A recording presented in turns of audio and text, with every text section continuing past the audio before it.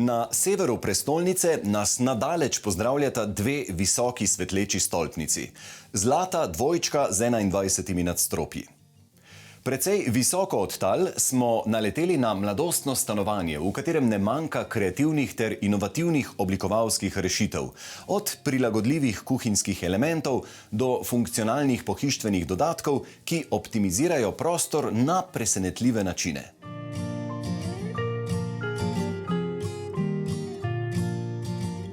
Lastnika tega stanovanja sta ljubitelja japonskega stripa, imenovanega tudi manga. In njuna ljubezen do Azije nasploh je pustila pečat tudi pri oblikovanju njunega dinamičnega doma. Tjaša, kakšno je bilo začetno stanje v tem stanovanju, preden ste vi prevzeli oblikovanje interjera? Ja, stanovanje je bilo prazno. Naročnik je imel že neko idejo o talnih oblogah, načeloma je bil dogovor, da se tlorisa ne spreminja samega po sebi, se pravi, ne bi šli premikati sten. Smo pa zato, da bi povišali kvaliteto bivanja, nekako tloris oblikovali s pohištvom narejenim po meri, pa skrbno izbranim kosovnim pohištvom. Koliko je sploh veliko stanovanje? Kakšno imamo to osnovno situacijo? Se pravi, stanovanje je veliko slabih 60 kvadratov skupaj z ložo, ki posega noter v sam prostor. Ena spalnica, kopalnica in večji dnevno bivalni prostor. Torej, relativno majhen tloris v osnovi, kamor je bilo treba velikega programa stlačiti, ne? Ja, samo po sebi kvadratura ni velika, zdaj želje pa so bile, ne? In smo se potrudili, da bi maksimalno njim ugodili. Želja je bila po kuhinjskem otoku in smo rešili to na način, da smo postavili predelno steno iz furnirja hrasta in ratana, ki nam je tudi omogočila, da smo lahko v prostoru dodali nekaj shranjevalne površine, iz njega pa smo potem naprej potegnili ta kuhinjski otok.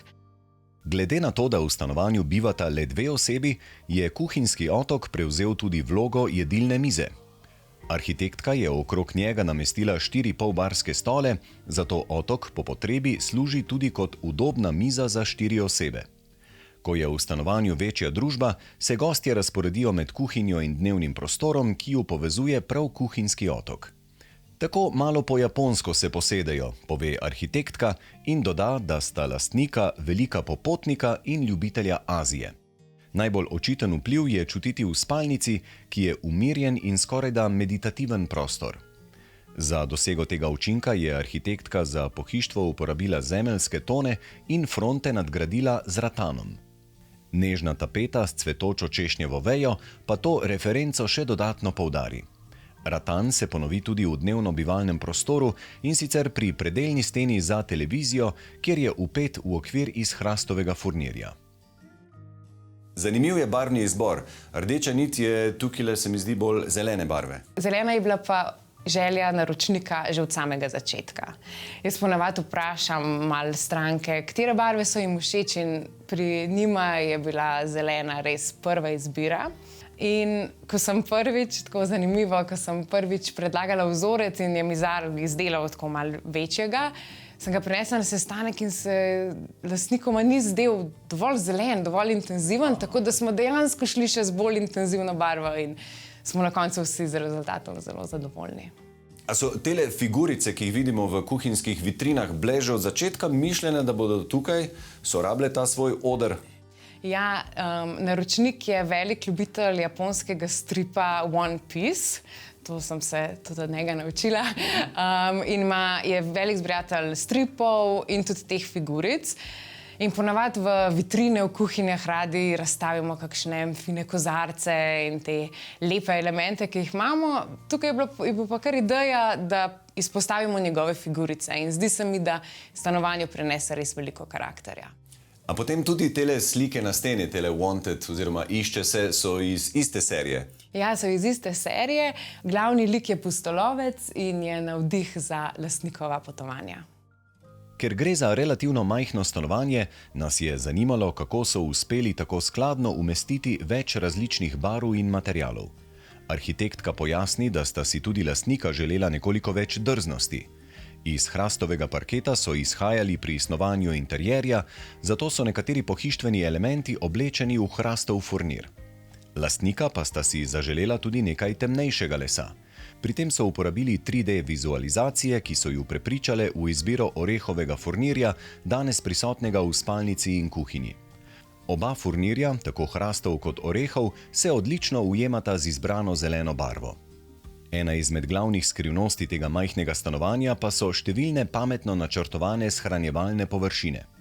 Ena izmed na prvi pogled neopaznih rešitev je prostor pod garderobno omaro v hodniku. Ta je dvignjena od tal ravno toliko, da pod njo lahko shranimo vsakodnevno obutev in robotski sesalnik. Ne smemo pozabiti na kuhinjski otok, ki služi tudi kot jedilna miza, ter na zaobljene robove. Slednji mehčajo linije prostora in omogočajo lepše prehode, kar je na majhni kvadraturi še posebej pomembno. Večfunkcijska je tudi piši-briši tabla v spalnici. Služi za simpatična sporočila, po potrebi pa jo lahko spustimo, da se v hipu spremeni v dodatno pisalno mizo. In potem je tukaj še utility, ki se mi zdi, da je kar en tak markanten prostor celotnega prostora, pa hkrati zelo lepo skrita ena površina, ki jo enostavno rabiš. Ja, res je. Ja. V bistvu smo ustvarili prostor v prostoru. Je bil pa to sigurno najbolj zapleten del pri projektu tega stanovanja, ker je bilo prostora precej malo za sodobne stroje, ki imajo velike bobne in zavzamejo več prostora. Tako da smo mogli kar dobro naštudirati detajle, tudi skupaj s podizvajalci, in smo ustvarili res krasen utility kotiček, ki je zračen. To smo dosegli z lesenimi vertikalami. Je pa hkrati tudi izredno funkcionalen in ima veliko shranjevalnega prostora. In kakšna je potem osnovna ideja oblikovanja kopalnice? Ja, za keramiko smo izbrali predvsem nevtralno, sivo barvo, ki smo jo potem povezali z ostalimi deli stanovanja. Zeleno smo uporabili v omarici pod umivalnikom, hrastov furnir pa za ogledalom, ki smo mu dodali tudi zaobljene linije.